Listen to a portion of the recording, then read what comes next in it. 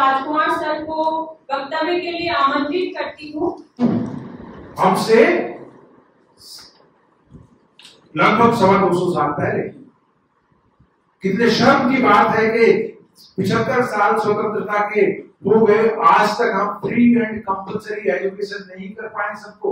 2021-2020 में हमने ये प्रयास तो कर दिया नहीं, 2011 में हमने इम्प्लीमेंट करने का प्रयास किया राइट टू एजुकेशन, लेकिन उसका एक बहुत घिनौना सच भी है कि जिस तरीके से आप बढ़ा रहे हैं या जिस तरीके से हमारे संस्थान बढ़ते जा रहे हैं, उसी तरीके से उसका घोर प्राइवेटाइजेशन होता जा रहा है। और पिछले 10 साल के अंदर या 12 साल के अंदर ही भारत में ही लगभग 1.25 लाख से 1.5 लाख स्कूलों को बंद कर दिया गया है। और ये स्कूल वो हैं जो schedule caste, schedule tribes, OBC की कम्युनिटीज हैं या जो हमारी माइनॉरिटी कम्युनिटीज हैं, उनके क्षेत्र में आते हैं। ये कह के कि स्कूल में बच्चे नहीं है, ये कह के कि स्कूल में टीचर्स नहीं है, ये कह के कि सुविधाएं नहीं है, उन स्कूलों को बंद करके दूसरे स्कूलों में मर्ज कर दिया गया। सो जो बच्चा 1 किलोमीटर नहीं चल पा रहा था, वो 3 किलोमीटर कैसे चल पाएगा, 4 किलोमीटर कैसे चल पाएगा। तो ये जो व्यवस्था है जिसमें आप 250 साल पहले हुक्कार करके कहते हैं कि नहीं, हमें सबको कंपल्सरी एजुकेशन करना चाहिए।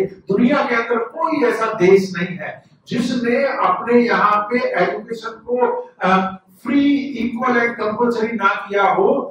इसके ना करने से कोई भी देश आज तक डेवलप नहीं हुआ है। डेवलपमेंट की पहली या राष्ट्र के निर्माण की पहली बुनियाद ही है कि सबको एजुकेशन मिलनी चाहिए। ज्योतिबा फुले उस बात के लिए विचार को सिर्फ रखते ही नहीं है, हम जानते हैं कि किस तरीके से वो स्कूलों की स्थापना करते हैं, किस तरीके से किस बड़े स्तर पे स्कूलों की स्थापना करते हैं। 21 साल की उम्र में, 17 साल की उम्र में ज्योतिबा फुले और सावित्रीबाई फुले स्कूल की स्थापना शुरू कर देते हैं। तो ये अपने आप में बड़ी चीज होती है। और मैं कहूंगा कि ज्योतिबा फुले का जो व्यक्तित्व है, सावित्रीबाई फुले का जो व्यक्तित्व है, वो पूरा का पूरा भारत के या खासतौर पे आधुनिक भारत क्या हो सकता है, इसकी फाउंडेशन ज्योतिबा फुले और सावित्रीबाई फुले के विचार से, उनके आंदोलन से और उनके उनकी स्थापनाएं हैं, उनके द्वारा ही हो सकता है कि वो लोकतांत्रिक होगा, वो देश जो है बराबरी की या समतापूर्वक समाज की स्थापना के आधार पे होगा। और स्त्री पुरुष और खासतौर पे हमारी जो लड़कियां हैं, हमारी जो बच्चियां हैं, हमारी जो महिलाएं हैं, उनको बराबरी का अधिकार मिलेगा।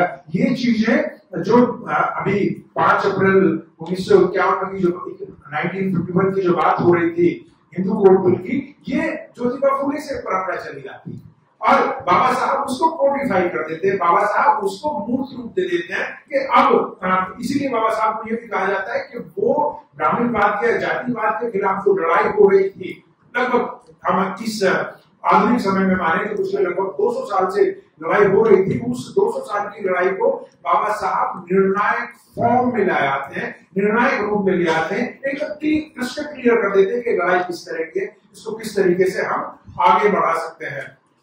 बाबा साहब की जो ऑफ कोर्स बहुत सारी चीजें हैं, लेकिन आज जो मैं आपके सामने एम्फसाइज करना चाहूंगा उसमें एजुकेशन बहुत महत्वपूर्ण है। मेरे लिए एजुकेशन बहुत महत्वपूर्ण है। क्यों? क्योंकि बाबा साहब कुछ भी कर पाए हैं या वो जो है वो बन पाए हैं, उसका एकमात्र कारण एजुकेशन है। इसलिए जब हम अपने युवा वर्ग से बात करते हैं, अपने स्टूडेंट से बात करते हैं, आंदोलन ठीक है, आंदोलन हमें प्रतिबद्ध सामाजिक आंदोलन का हिस्सा बनना पड़ेगा, लेकिन आंदोलन का हिस्सा बनने से पहले ये ज्यादा जरूरी है कि हम अपनी जो मूलभूत हमारा जो रिस्पॉन्सिबिलिटी है उसको बहुत अच्छे से निभाएं। मूलभूत हमारी जिम्मेदारी क्या है? मूलभूत हमारी जिम्मेदारी आज के समय में है कि हम जो पढ़ाई कर रहे हैं, जो अध्ययन कर रहे हैं, उसको इतना बढ़िया करें, उसको इतना अच्छा करें कि किसी तरह की कोई गुंजाइश ना रहे, किसी तरह का कोई हमें मलाल ना रहे कि अवसर मिला था, अवसर का फायदा नहीं उठाया। ये सबसे महत्वपूर्ण बात हो जाती है। एक व्यक्ति अगर अवसर का फायदा उठा के, सयाजी राव गायकवाड़ साहब एक स्कॉलरशिप देते हैं 125 रुपए की, और उस एक स्कॉलरशिप के सहारे इतना बड़ा काम बाबा साहब आगे करते हैं। आप में से तो हो सकता है कि कई कभी नई पीढ़ी के साथी हैं, आप लोगों को स्कॉलरशिप की जरूरत ना पड़ी हो, लेकिन बाबा साहब उस एक स्कॉलरशिप के सहारे इस देश के वंचित समाज के सभी बच्चों के लिए स्कॉलरशिप की व्यवस्था करते हैं। सभी तरह की व्यवस्था हो जाती है, शिक्षा की व्यवस्था हो जाती है। तो जब इस तरह की व्यवस्था एक व्यक्ति कर सकता है, जब इस तरह की व्यवस्था एक व्यक्ति कर सकता है तो आज तो बहुत जबरदस्त रूप से हमारा आंदोलन बढ़ा चला है। मैं ये कई बार ऐसा लगता है कि कुछ साथी इस बात को कहते हैं कि भाई बहुत विकट परिस्थिति है, बहुत हॉस्टाइल एनवायरनमेंट है और चीजें बहुत खत्म हो रही हैं। शायद उनके दृष्टिकोण से खत्म हो रही हो, लेकिन एक बात आप जरूर ध्यान रखिएगा कि ये कैंपसेस कभी इतने खूबसूरत नहीं थे। पिछले 75 साल में ये कैंपस कभी इतने खूबसूरत नहीं थे। ये जातिवाद की अंधी गुफाएं थी। यहाँ पे सिर्फ और सिर्फ कुछ लोग थे जिनका पूर्णतः वर्चस्व था।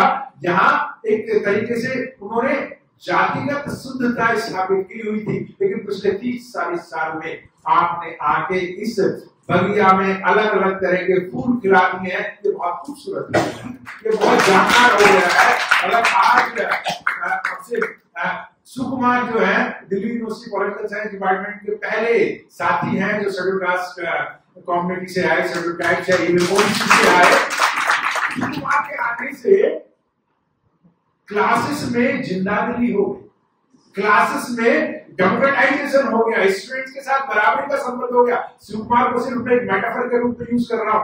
हम सब जब क्लास में जाते हैं तो स्टूडेंट्स के चेहरे खुश हो जाते हैं, उनके चेहरे को चमक आ जाती है, क्योंकि अब हम वहां पे अपना वर्चस्व नहीं लाते हैं। हम ये नहीं बताते हैं कि भाई हम यहाँ से पैदा हुए हैं और वो हुए और वो हुए। हम इंसानों की तरह सबसे व्यवहार करते हैं, हम सबके साथ जो है लोकतांत्रिक तरीके से व्यवहार करते हैं। इंस्ट्रूमेंट्स हमारे लिए इस देश का भविष्य है, इसलिए मुझे ये कहने में कोई गुरेज नहीं है। एज ए टीचर काफी पॉपुलर है, काफी पसंद करते हैं स्टूडेंट्स, काफी अच्छे से हमारे साथ डील करते हैं, व्यवहार करते हैं across caste, community, region, language और जेंडर, सबके लिए ठीक ठाक मामला है। तो ये खूबसूरती पहले नहीं थी, ये खूबसूरती पहले नहीं थी, ये खूबसूरती अब आई है। ये मानवीय मूल्य अब आए हैं, शिक्षा का लोकतांत्रिकरण अब हो रहा है। इसलिए जो लोग हमें डराना चाहते हैं, जो लोग बार बार हमें ये कहना चाहते हैं खत्म हो रहा है, खत्म हो रहा है, खत्म हो रहा है, खत्म हो रहा है, तो उनका वर्चस्व खत्म हो रहा है। अगर आप जो से एचओडीज के जो नाम के बोर्ड लगे हुए हैं, प्रिंसिपल्स के नाम के जो बोर्ड लगे हुए हैं, उनको देख लीजिए। पहले 1-2 जाति के लोग थे, अब उसमें अलग अलग जाति के, अलग अलग समूह के लोग आ रहे हैं। तो इसको सेलिब्रेट करने की जरूरत है, इसको समझने की जरूरत है कि वो हमारे दिलो दिमाग से खेलने का प्रयास कर रहा है। वो हमारा जो कैलिबर है, हमारा जो पोटेंशियल है, उसको डिमिनिश करना चाहता है, उसको डीमोरलाइज करना चाहता है। अरे हम यहाँ पे आ गए हैं, किसकी औकात है कि हमें पीछे भेजे? ये इतिहास का चक्र है, इसको कोई पीछे घुमा नहीं सकता है। अब ये बाबा साहब अकेले नहीं है, हम सब के अंदर बाबा साहब का, ज्योतिबा फुले का अंश है। इसलिए जितनी हमारी ताकत है, जितनी हमारी समझ है, उसको मल्टीप्लाई करना है, उसको और तेजी से बढ़ाना है। इसमें संघर्ष तो होगा, इसमें कुछ समस्याएं तो रहेगी, कुछ उनकी तरफ से विरोध भी होगा और होना भी चाहिए। क्यों? क्योंकि वो अपने धर्म के लिए, उनका धर्म व्यवस्था है, उस धर्म के लिए इतने सच्चे और ईमानदार हैं। जब वो इतने सच्चे और ईमानदार हैं तो फिर आपसे संघर्ष तो करेंगे, लेकिन आपको संघर्ष से डरने की जरूरत क्या? हमारे चैनल बहुजन दस्तक को लाइक, शेयर, सब्सक्राइब देखना मत भूलिएगा। जय भीम, जय भारत, जय संविधान, नमो बुद्धाय। धन्यवाद। चैनल आर्थिक समस्या से गुजर रहा है। अगर आप बहुजन समाज में बाबा साहेब अम्बेडकर और तथागत बुद्ध की विचारधारा को अधिक से अधिक लोगों तक पहुंचाना चाहते हैं तो हमें आर्थिक सहयोग प्रदान करें, ताकि हम अपने चैनल के माध्यम से देश विदेश में समता, बंधुता, एकता और संवैधानिक अधिकारों को ज्यादा से ज्यादा लोगों तक पहुंचा सकें। आप अपनी सहायता राशि नीचे लिखे खाते में जमा करा सकते हैं। खाता धारक गौतम रत्ना, खाता संख्या 316957686551, IFSC कोड SBIN 0060336, बैंक भारतीय स्टेट बैंक। आप हमारे बैंक खाते का विवरण स्क्रीन पर भी देख सकते हैं। जय भीम, जय भीम। मैं गौतम रत्ना आपका बहुजन फिल्म प्रोडक्शन में स्वागत करता हूं और आप हमारे प्रोडक्शन हाउस के अंदर अपना कैरियर बना सकते हैं as a film director, as a producer and actor and actress and editor and cinematographer also. अगर आपको फिल्म से रिलेटेड कुछ भी प्रोजेक्ट आपको बनवाना है तो हमारे पास में पूरा सेटअप है, जिसमें फिल्म कैमरा है, शूटिंग लाइट्स है और एडिटिंग है। सारा A to Z एक ही जगह पर आपको हमारे यहाँ पर मिल जाएगा। तो दोस्तों आप हमें कांटेक्ट कर सकते हैं हमारे नंबर्स पर 9810085714 और 8510005714। हमारे वेबसाइट पे विजिट कर सकते हैं www.filmserviceindia.com और हमें मेल भी कर सकते हैं gautamfilmsproduction@gmail.com पर। धन्यवाद।